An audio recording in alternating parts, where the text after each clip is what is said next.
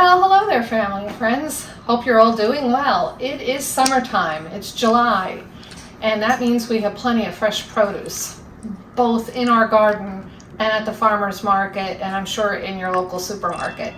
So what I want to do today is make a great classic. It's gazpacho. So everybody has their own version of gazpacho, and I came up with mine based on experiencing a bunch of other recipes that I thought were really good. We have a friend that does gazpacho really, really well, and she brings it to parties. But all those different recipes kind of fit together differently for me over the years. So this is the one I've landed on. I really like it. I have the recipe. We're going to put it all together right now, and you're going to really love it. So I have all the ingredients out here. It's a really simple thing. We put everything into a high-powered blender.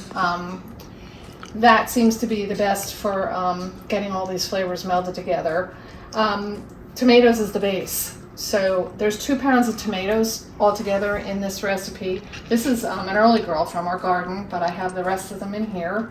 And I just quarter them, or depending on how big the tomatoes are, you can just put them into smaller pieces so the blender doesn't have to work extra hard. But you just simply get those into there. And then to the tomatoes, we add a bunch of other delicious things.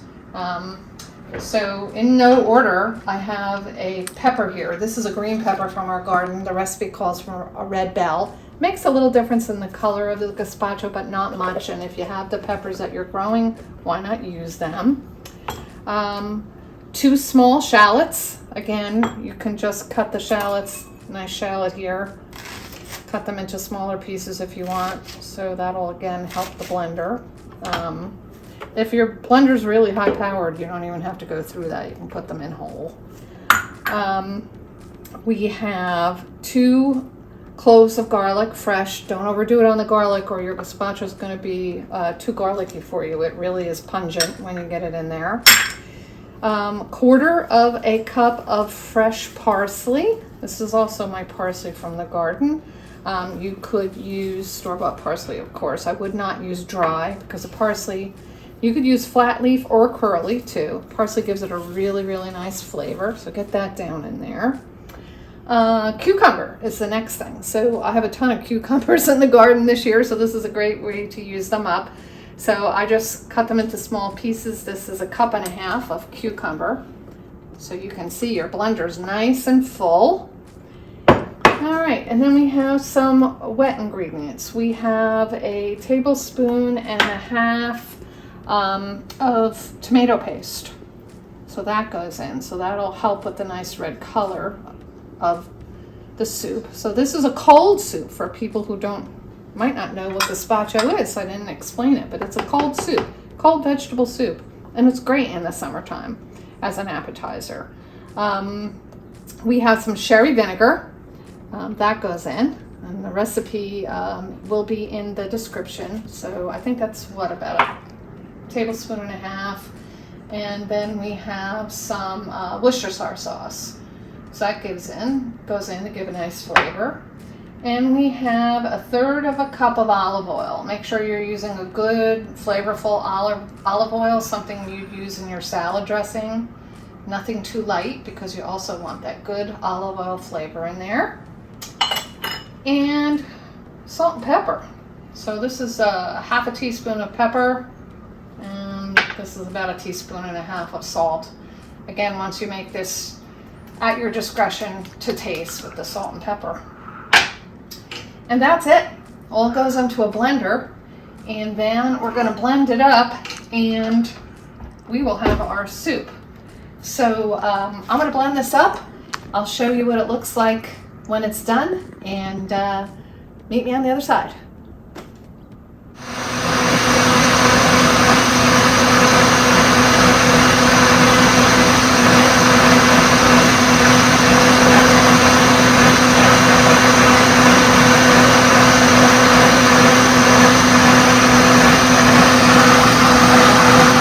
All right, everybody. We're nice and blended. Our gazpacho looks terrific. And we are gonna pour it into a nice big Tupperware here so you can really get a good look at. It's not 1000% puree. You don't want that. You want a little bit of texture, but yet you do want everything melded together, nice and soft. That looks good.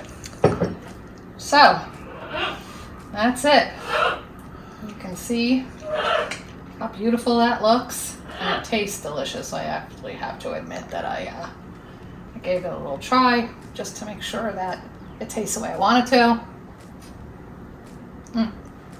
Before you take it out of the blender, if you want to add a little bit more salt or pepper or something like that, taste it. That tastes really great though. So we're going to put that in the refrigerator. At this point, you can leave it in at least 4 to 6 hours before you serve it. Gazpacho should be served cold, nice and cold. So get it in the fridge even overnight will be terrific. You can actually leave this in your fridge for up to a week and just use it every night for a small bowl at appetizer time, and garnish it with maybe some fresh cucumber or a little fresh radish cut up, however you like to eat it. And yeah, you can even put some hot sauce in it if you like. My recipe doesn't call for hot sauce. If you do like it a little more spicy, feel free to add whatever floats your boat.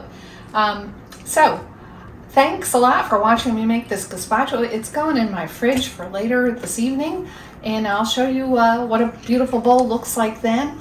And from my recipe box to yours, my tried and true recipe for gazpacho soup. Hope you enjoy. See you again soon, everybody. Bye. Here we go, everybody. A nice bowl of gazpacho. Enjoy.